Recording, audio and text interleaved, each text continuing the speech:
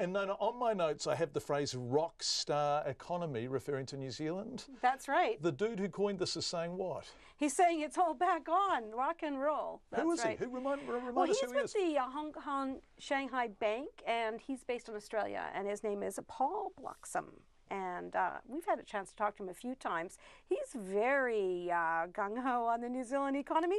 He's expecting it to do very well. So I guess he didn't hear the piece about Donald Trump perhaps giving us a hard time. So he's based in Australia and he works for the Hong Kong Shanghai Bank. Yes. He coined the phrase rockstar economy for New Zealand. Yes, he did. Which of course John Key loves so much. I'm surprised he didn't have T-shirts printed. Well, didn't he? No, he may have. There's an opportunity missed.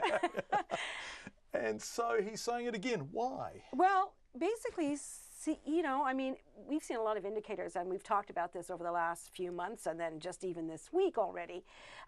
Basically, the New Zealand economy is expected to grow about 3% annually, which is, ahead of most other developed economies. And it's pretty consistent growth.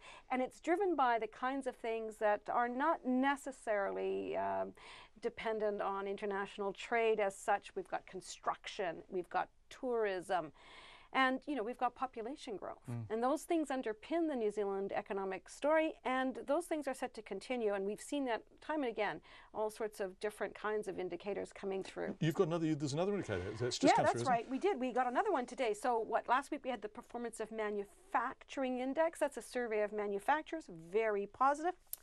Today we had the performance of services, and that's the sector that delivers things like retail services and those kinds of things. And it's really buoyant. It's at 58.4, so anything over 50 indicates expansion. 58.4, that's very strong. And in parts of those sectors, the growth, the expansion is above 60, which is, again, and the kinds of things that are above 60 are production, sales, orders, new orders, business. So these are very positive indicators all up. Right, with these positive indicators coming through, what happened on the markets today? Was there interest in the Kiwi dollar? There was. Now, interestingly, the New Zealand dollar moved up a little bit. When you look at the US dollar, it's a real drag. Some of the share markets are really in the doldrums because there's concern about the impact of trade. No one really likes these protectionist talks from Mr. Trump. However, our index fell just a tad, only down 4 points. That's our NZX Top 50 index to 7,066, so it's just pretty good. The New Zealand dollar, again, little changed, a little bit stronger, 72.4 US cents, which is better than it was yesterday, and 95.5 Australian. Still strong against the Aussie, eh? Yes, gaining all the time. Yeah, Nona Peltier, thanks, Nona.